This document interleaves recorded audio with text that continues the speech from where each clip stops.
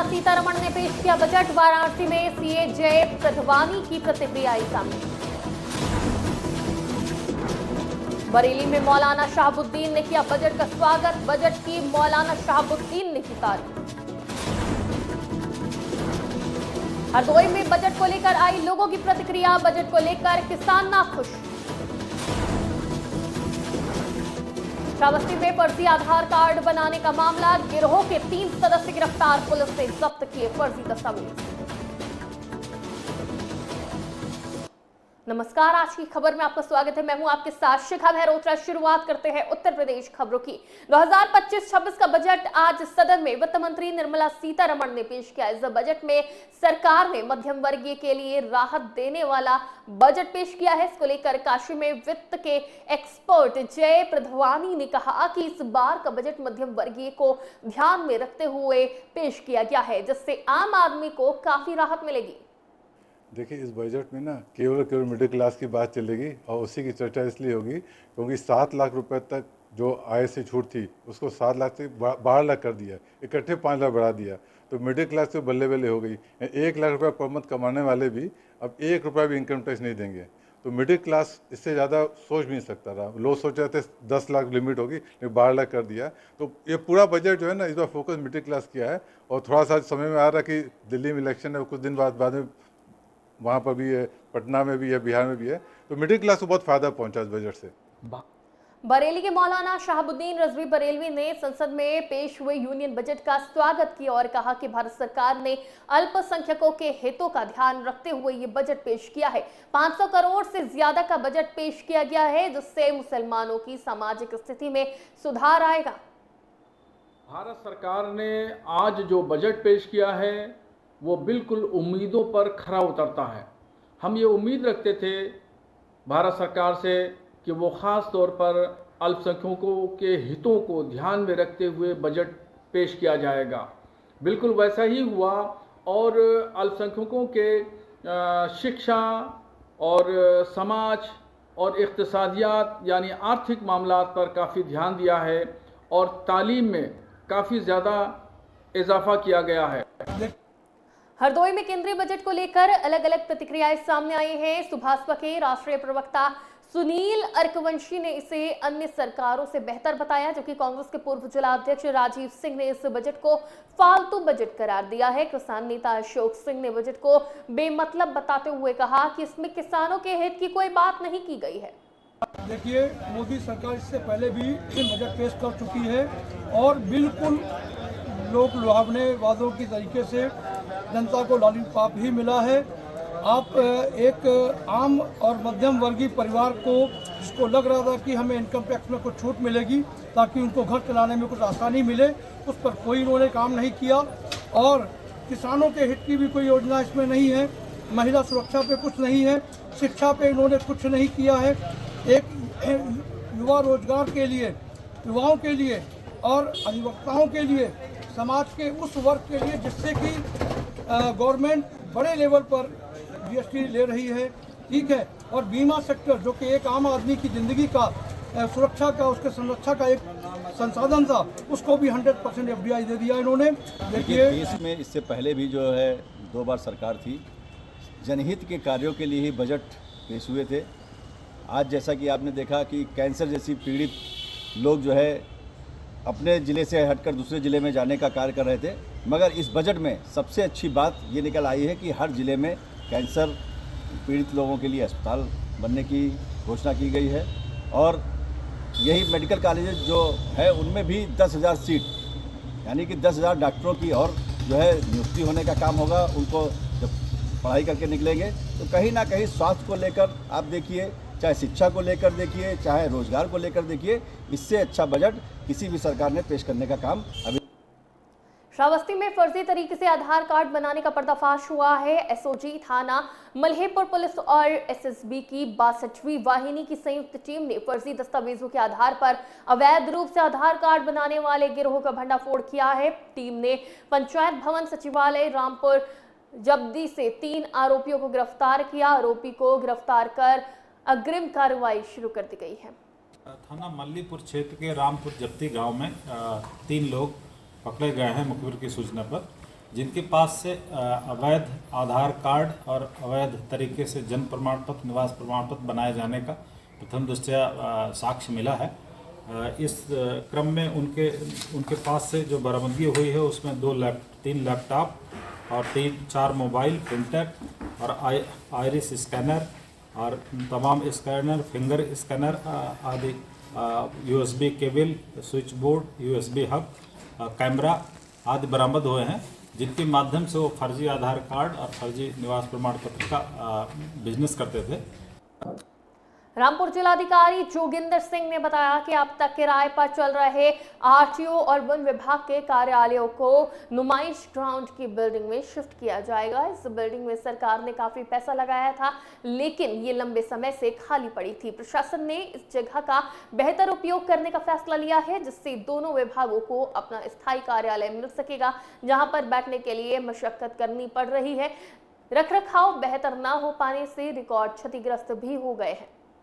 देखिए, कोई भी विभाग है वो जन सुविधा और जो सेवाएं उससे जुड़ा होता है, और अच्छी जगह उसका संचालन हो तो जो आम जनमानस है उसको भी अच्छी सुविधाएं मिलती हैं। उसी के तहत हम लोगों ने जो RTO का ऑफिस है उसको, हमारा जो नुमाइश ग्राउंड में कुछ बिल्डिंगें बनी हुई थी जो एक तरीके से 15 साल से निष्प्रयोज्य थी, उसमें सरकार का काफ़ी पैसा भी लगा हुआ था, काफ़ी जंगलात भी इसमें हो गए थे, उसको साफ़ सफाई करके हम लोगों ने शासन को उचित माध्यम से पत्र प्रेषित किया है कि जो RTO का ऑफिस है हमारा वहाँ संचालन हो।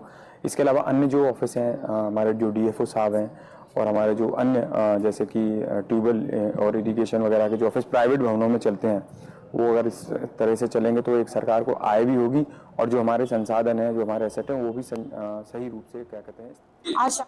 मिर्जापुर जिले के लालगंज तहसील में शासन के मंशानुरूप जनपद के सभी तहसीलों में संपूर्ण समाधान दिवस का आयोजन किया गया। समाधान दिवस की अध्यक्षता DM प्रियंका निरंजन और वरिष्ठ पुलिस अधीक्षक सोमेन वर्मा ने की। समाधान दिवस में अधिकारियों ने फरियादियों की फरियाद सुनी। फरियादियों में ज्यादातर मामले जमीनी विवाद और बिजली विभाग से संबंधित मामले सामने आए थे। तहसील में कुल 136 शिकायतें प्राप्त हुई, जिसमें 16 शिकायतों का मौके पर निस्तारण किया गया। DM प्रियंका निरंजन ने कहा कि शेष 12 शिकायतों का आज ही मौके पर निस्तारण किया जाएगा। आज शासन की मंशा के अनुरूप जनपद मिर्जापुर की सभी तहसीलों में संपूर्ण समाधान दिवस आयोजित किया गया है। मेरी अध्यक्षता और कप्तान साहब की अध्यक्षता में जो है लालगंज तहसील में समाधान दिवस का आयोजन किया गया। इसमें 136 शिकायतें प्राप्त हुई हैं, 16 शिकायतों का मौके पर निस्तारण किया गया है और शेष जो हमारी 12 शिकायतें हैं उनके लिए आज ही टीम मौके पर जाकर निस्तारण करेगी और जो शेष शिकायतें हैं वो समय सीमा के अंतर्गत उनकी गुणवत्ता को निस्तारण के लिए संबंधित अधिकारियों को निर्देश दिए गए हैं और इसके साथ ही सभी अधिकारी मौके पर खुद जाकर शिकायतों का निस्तारण करेंगे ताकि शिकायतकर्ता की संतुष्टि और गुणवत्ता दोनों सुनिश्चित हो सके। रायबरेली के सलोन तहसील में आज जिलाधिकारी हर्षिता माथुर की अध्यक्षता में समाधान दिवस का आयोजन किया गया। इस दौरान बड़ी संख्या में फरियादी अपनी समस्याएं लेकर पहुंचे। DM माथुर और पुलिस अधीक्षक डॉक्टर यशवीर सिंह ने सभी फरियादियों की शिकायतों को गंभीरता से सुना। DM ने बताया कि कुल 60 शिकायतें आई हैं, जिसमें 2 का निस्तारण मौके पर कर दिया गया है। बाकी 8 शिकायतों का निस्तारण के लिए टीमें गठित कर दी गई है। इस मौके पर SP doctor Yashveer Singh salon आला अधिकारी मौजूद रहे। आज मेरे और पुलिस अधीक्षक रायबरेली के द्वारा संयुक्त रूप से यहाँ संपूर्ण समाधान दिवस तहसील सलोन में आयोजन हुआ है, उसकी अध्यक्षता की गई है और यहाँ पर विभिन्न विभागों से संबंधित आज 60 शिकायतें यहाँ प्राप्त हुई हैं, जिनमें से 2 का मौके पर ही निस्तारण कर दिया गया है और करीब 10 से 12 ऐसी एप्लीकेशन जिनमें आज ही निस्तारण के लिए टीम्स डिस्पैच की जाएंगी। बिजनौर में आज तहसील सदर में संपूर्ण समाधान दिवस पर DM ने लोगों की समस्याएं सुनी और उनके समाधान के लिए अधिकारियों को निर्देशित किया गया। इस दौरान लगभग 45 से ज्यादा शिकायतें दर्ज की गई, जिसमें से कई शिकायतों का मौके पर ही समाधान किया गया। आज सदर तहसील में संपूर्ण समाधान दिवस का आयोजन किया जा रहा है। हमारे तहसील से संबंधित जितनी समस्याएं पब्लिक को हैं वो लेकर यहाँ पर आ रही हैं और मेरे द्वारा उनकी सुनवाई की जा रही है।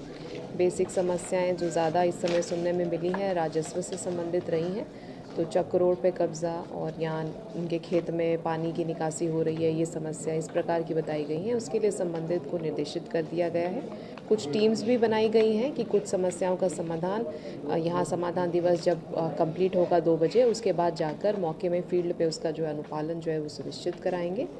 कुछ नगर पालिकाओं की समस्या है, जिससे कांचीराम आवास में साफ़ सफाई की भी एक शिकायत आई है। उसके लिए भी एक टीम बना दी गई है कि डूडा नगर पालिका के ईओ और एसडीएम साहब जो है संयुक्त रूप से विजिट करके वहाँ निरीक्षण करेंगे और जो समस्याएं उनका समाधान करेंगे।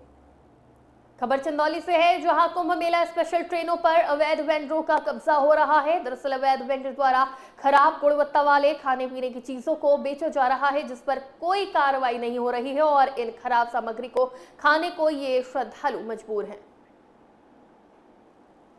बरेली में नगर आयुक्त और महापौर बरेली की कड़ी फटकार से हरकत में आई नगर निगम टीम प्रवर्तन टीम के साथ आज नवादा शेखान हाउस टैक्स वसूलने पहुंची और वसूली करने के दौरान एक घर पर नोटिस चस्पा कर रही थी। तभी कर्मचारियों और महिला में तीखी नोकझोंक हो गई, जिसके बाद मौके पर पहुंचे सभासद ने स्थिति को संभाला और मामला शांत कराया। महिला और उसके बेटे का आरोप था कि टैक्स को बढ़ा चढ़ाकर जमा कराया जा रहा है। बजट ਦੇ ਵਿੱਚ ਸਭ ਤੋਂ ਵੱਡੀ ਜਿਹੜੀ ਘੋਸ਼ਣਾ ਹੋਈ ਹੈ ਉਹ ਮਿਡਲ ਕਲਾਸ ਲਈ ਹੋਈ ਹੈ। ਜਿਹੜਾ ਇਨਕਮ ਟੈਕਸ ਸਲੈਬ ਦੇ ਵਿੱਚ ਜਿਹੜੀ ਰਾਹਤ ਦਿੱਤੀ ਗਈ ਨਾ, ਬਹੁਤ ਵੱਡਾ ਕਦਮ ਆ ਸਰਕਾਰ ਦਾ। ਔਰ ਮਿਡਲ ਕਲਾਸ ਨੂੰ ਤਾਂ ਇਹੀ ਉਮੀਦ ਹੁੰਦੀ ਹੈ, ਕਿਉਂਕਿ ਅਸੀਂ ਵੀ ਜਿਹੜੇ ਛੋਟੇ ਛੋਟੇ ਕਾਰੋਬਾਰੀ ਲੋਕ ਆ, ਔਰ ਸਾਡਾ ਮੁੱਖ ਰੂਪ ਨਾਲ ਧਿਆਨ ਦੋ ਗੱਲਾਂ ਤੇ ਰਹਿੰਦਾ ਕਿ ਸਾਡੀ ਇੰਡਸਟਰੀ ਨੂੰ ਕੀ ਮਿਲਿਆ ਤੇ ਦੂਜਾ ਇਨਕਮ ਟੈਕਸ ਦੇ ਵਿੱਚ ਰਾਹਤ ਕੀ ਮਿਲੀ। ਇਨਕਮ ਟੈਕਸ ਤਾਂ ਬਹੁਤ ਵਧੀਆ ਰਾਹਤ ਆ, ਸਰਕਾਰ ਨੇ ਕਮਾਲ ਕਰਤੀ ਇਹਦਾ। ਪਰ ਜਿੱਥੇ ਤੱਕ ਸਾਡੀ ਇੰਡਸਟਰੀ ਦਾ ਸਵਾਲ ਹੈ, ਜਿੱਦਾਂ ਸਾਡੀਆਂ ਕੁਝ ਸਮੱਸਿਆਵਾਂ ਜਾਂ ਉਮੀਦਾਂ ਸੀਗੀਆਂ, ਇੰਡਸਟਰੀ ਲਈ ਤਾਂ ਕੁਝ ਨਹੀਂ ਹੈ। ਪਰ ਇੱਕ ਸਰਕਾਰ ਨੇ ਬਹੁਤ ਵੱਡੀ ਘੋਸ਼ਣਾ ਕੀਤੀ ਹੈ ਕਿ ਬਹੁਤ ਵੱਡਾ ਇੱਕ ਖਿਲੌਣਾ ਕੇਂਦਰ, ਮਤਲਬ ਵਰਲਡ ਕਲਾਸ ਖਿਲੌਣਾ ਕੇਂਦਰ ਬਣਾਉਣ ਦੀ ਪ੍ਰਪੋਜ਼ਲ ਹੈ ਬਜਟ ਦੇ ਵਿੱਚ ਆਈ। श्रावस्ती के नवीन मॉडर्न थाना क्षेत्र के कटरा बाजार में एक सरकारी शिक्षक का शव बेडरूम में संदिग्ध हालत में मिला। शिक्षक की मौत से परिवार में कोहराम मचा हुआ है। सूचना पाकर पुलिस और फॉरेंसिक टीम घटनास्थल पर पहुंची और कमरे से 315 बोर का अवैध तमंचा भी बरामद किया और मामले की जांच पड़ताल में जुट गई। ये थाना नवीन मॉडर्न थाना के अंतर्गत आने वाले कटरा कस्बे में एक रणदीप सिंह कुरील नाम के 45 वर्षीय शिक्षक थे, जो प्राइमरी पाठशाला में पढ़ाते थे। इनका मूल निवास पुरानिया गांव में है। ये आज लगभग दोपहर 12 बजे के आसपास इन्होंने अवैध तमंचे से अपने सिर में गोली मार ली है, ऐसा इनके घर वालों का कहना है। जानकारी मिली है कि ये स्कूल में पढ़ाने जाते थे, तब भी ये बहुत तनाव में रहते थे। इधर कुछ दिनों से शराब पीने के भी आदी हो गए थे। घटना की जानकारी की जा रही है। डेड बॉडी को पंचायतनामा भर के पीएम के लिए भिजवाया गया है। उत्तर प्रदेश की खबरों में फिलहाल इतना ही। देश और दुनिया की तमाम खबरों के लिए देखते रहिए आज की खबर।